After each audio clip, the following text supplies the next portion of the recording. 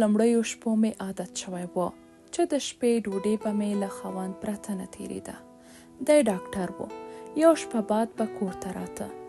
که به روغه وم که ناروغه، هماغه ماښام مې ځان مینځه، ښکلې جامې مې اغوستې، د ده د خوښې وړ لبسرین مې واهه. خواړه به مې تاوده کړل او د هغه راتلو ته به په کړکۍ کې ناسته وم. خو نن ورځ تر نورو راته ځانګړې او له خوښیو ډکه ایسېده. له خوبه پاڅېدم. د تل په څېر مې څنګ تش و. پر تخت یوازې د هغه بدلې شوې جامې پرتې وې. ارګمی مې وایست. ویښتان مې کلک وتړل.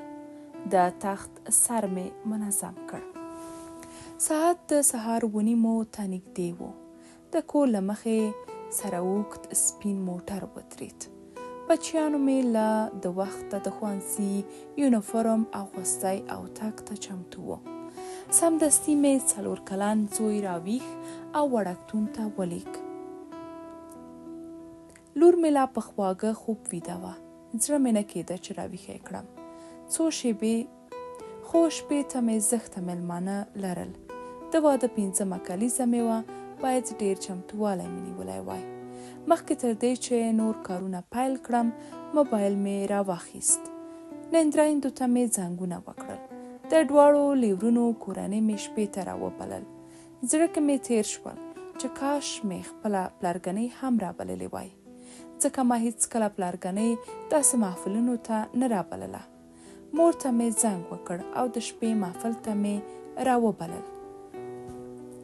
خور مې تر ټولو د مخه راورسېده. په پخلي کې مرسته راسره وکړه. زوی مې له وړکتونه راورسېد. ورخطا مې وویل غرمه شوه، باید ډېر ژر کارونه خلاص کړم. په منډو منډو وم. هېڅ پوه نه شوم چې ورځ څنګه تېره شوه. مازدیګر مې ټول خواړه چمتو کړي وو. موبایل مې وشرنګېد. اوکې مې کړ. کیک پلورونکي راته وویل سلام اغلې، کیک مو چمتو دی. یوازې دا راته ووایاست چې څه پرې ولیکو. علیکم السلام. پرې ولیکئ د واده 5مه کلیزه مبارک. سمه ده. کابو 7 بجې کیک در استوم. سمه ده. مننه. ښه وخت. ورو ورو تیاره خپرېده. مېلمانه پوره شوي وو. یوازې خاوند مې نه و راغلی. خور ته مې وویل ته مېلمانه سنبال کړه، زه ځان سینګاروم. دستي راځم. له سالونه ووتم. غلې خپلې کوټې ته دننه شوم. آینې ته مخامخ کېناستم. د ویښتانو اوتو مې برېښنا سره ونښلوله. زړه کې مې وویل تر څو دا تودېږي مخ به میکاپ کړم.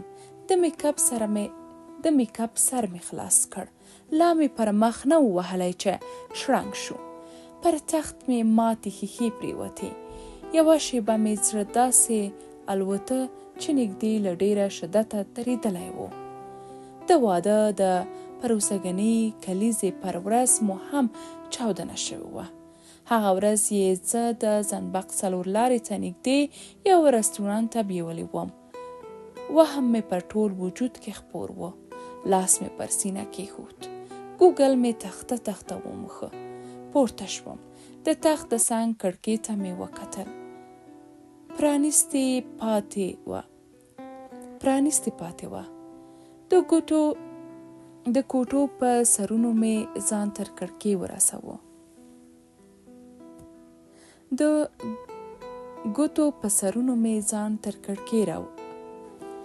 ګوتو په سرونو مې ځان تر کړکۍ ورسوه. مازې دومره لاره مې وکړی شوای چې ښیښې ټولې او کړکۍ بنده کړم. له کړکۍ د باندې مې وکتل. اسمان خړو وریځو نیولی و. باد دومره توند لګېده چې د ګاونډیانو له بالکونونو یې کالي په هوا کړي وو. بیرته رادننه شوم. د مېلمنو د بوختولو په هڅه کې مې د هر یوې ښځې جامې یا سینګار ستایه او بوخت مې ساتل. د دوی منځ کې مې یور ته پام شو. د تل په څېر یې زموږ کره تر ټولو قیمتي ګاڼې راغوستې وې.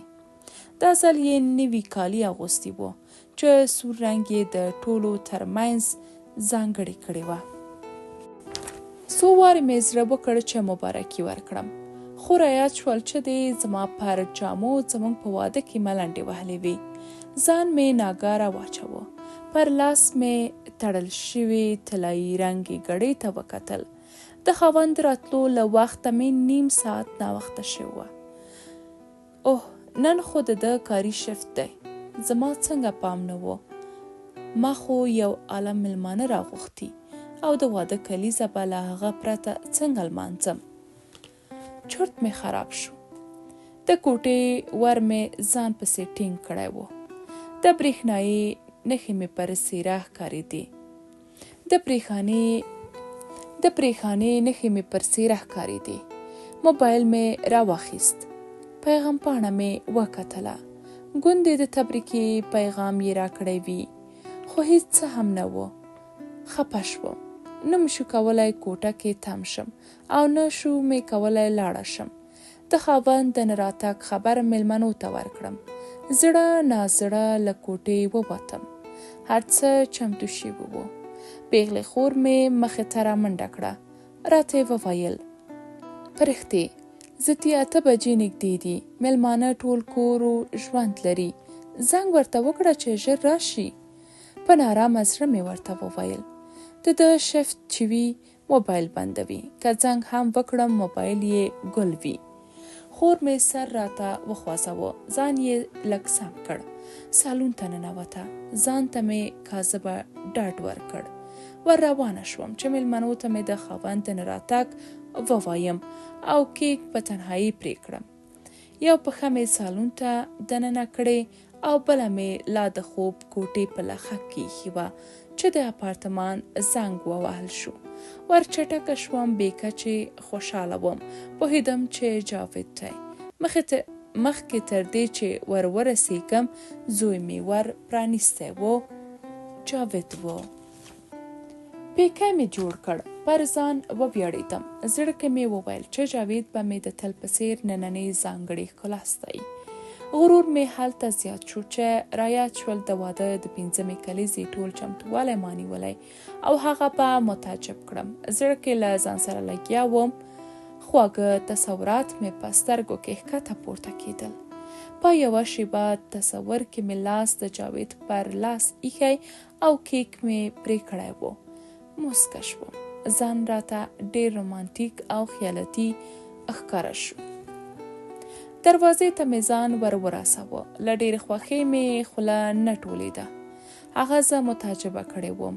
کلونه وروسته یې نن کاري شفت پریښی او د واده کلیزې نمانځلو ته راغلی و. دنګه ونه په وره کې ولاړ و. سترګې یې د تل په څېر ځلېدلې، خو نن یې په سترګو کې ډېرې خبرې ښکارېدې. کور ته په راننوتو کې یې لومړی د سالون ګڼې ګوڼې ته یو لنډ نظر وکړ. بیا یې دقیقاً زما سترګو ته ځیر ځیر وکتل. د وره له لخکه رادېخوا شو.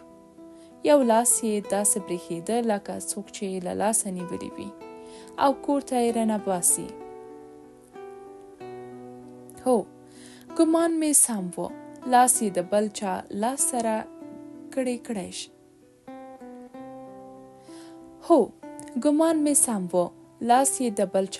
سره کړی شوی و. یوه سپینه هډوره او لوړه نجلۍ ورسره راننوته. دواړو یو بل سره لاسونه غوټه کړي وو. پر وجود مې مړه خوله راماته شوه. یو ځل مې دوی ته کتل، یو ځل ولاړو مېلمنو ته. رنګ مې الوتی و. د زړه ضربان مې وار په وار زیاتېده. ژبه مې وچه شوه. په خوله مې هیڅ شی رانغلل. خو جاوید زما په پوښتنیز نظر رسېدلی و. نجلۍ کور ته رادننه او ور یې بند کړ. په پوره جرأت سره یې زما مخې ته ودرېد. ویې ویل: دا نازنین ده، زما مېرمن او ستا نوې ملګرې. نور مې نه دي په یاد، خو داسې مې حسوله لکه سور چای مې چې چا په ککره راتش کړی وي. لاسونه مې لړزې ونیول. پښو کې مې د درېدو سیکه نه وه پاتې. لوېدم، خو د نازنین سترګو ته په کتو مې همت ونه بایلود. د بوټونو المارۍ باندې مې لاس کېښود. دویمه نندرور مې رامخته شوه. زما مټه یې ټینګه کړه، نیم زور مې پر هغې ور ووست. ژوره ساه مې واخیسته. ومې ویل: څه وخت یې واده کړی؟ ته خو تل له ما سره وینو. 2 کاله کېږي. دا 2 کاله دې دا چېرته ساتلې وه؟ مخامخ پلازا کې. نو ته څه وخت ورتلې؟ 1 شپه بعد. ښایسته کاري شفت همدا و. پرېښتې، یوه بې عقلي رانه شوې. اوس هم تا سره مینه لرم او سخت پښیمانه یم. پرله پسې اوښکې مې پر اننګیو راښکته شوې.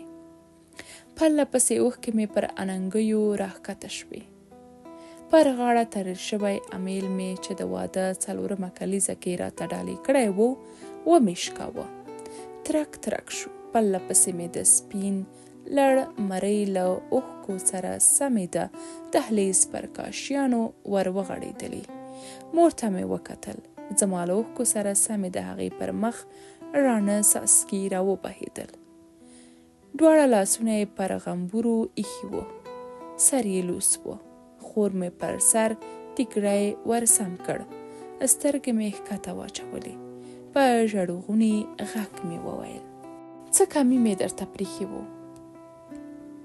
زوی دې نه و، لور دې نه وه، په عذاب کړی مې وي. هیڅ.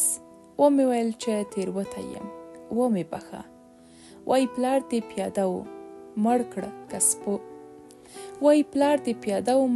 سپرو. وایي زما یې له ښې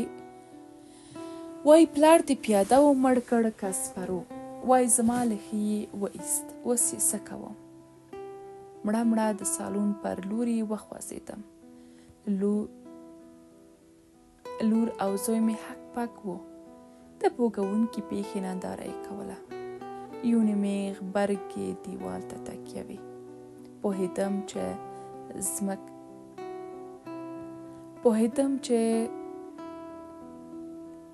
پوهېدم چې ښځمنې عاطفې زړه راباندې دردولی او ناراضه شوې وې. خو نور د هیڅ شي او د هیڅ چا پروا نه راتله. پر میز ایښی کیک ته مې وکتل. پرې لیکلي وو: د واده 5مه کلیزه مبارک. تر دې لاندې 2 نښتي زړونه رسم کړي وو.